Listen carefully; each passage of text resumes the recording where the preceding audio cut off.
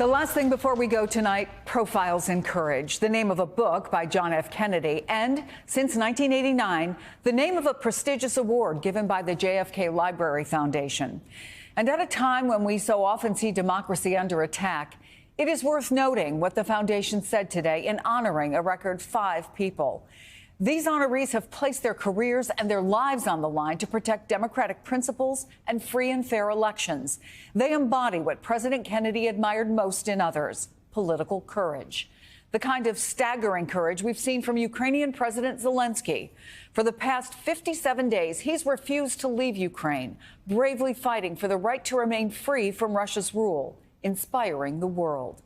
Then there's Michigan's Secretary of State, Jocelyn Benson, a Democrat who faced threats for defending the certification of her state's election results. Here's what she told Rachel Maddow earlier this year.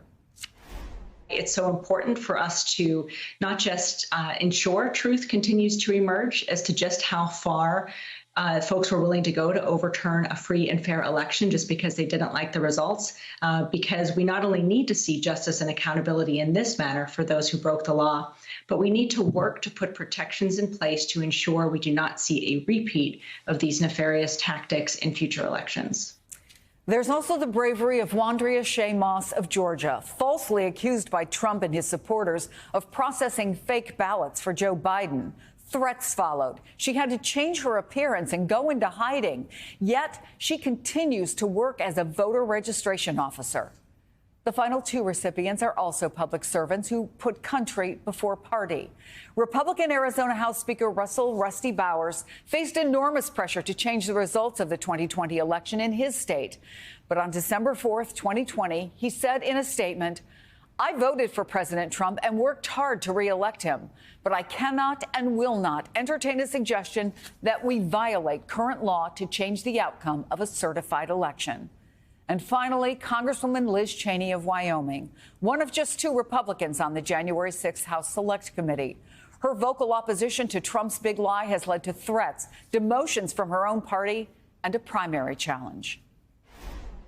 Former President Trump continues to make the same claims that he knows caused violence on January 6th. Unfortunately, too many in my own party are embracing that former president, are looking the other way, are minimizing the danger. That's how democracies die. In a statement today, using a quote from Kennedy's 1961 inaugural address, Cheney turned the attention back to the war on Ukraine. In the long history of the world, only a few generations have been granted the role of defending freedom in its hour of maximum danger. Today, we stand at another hour of maximum danger in the cause of freedom. President Zelenskyy and the Ukrainian people are teaching a new generation of Americans what our founding fathers learned firsthand: absolute and uncompromising courage in the face of tyranny. To those award recipients who have been at the forefront of the fight for democracy, we thank you for your courage and determination.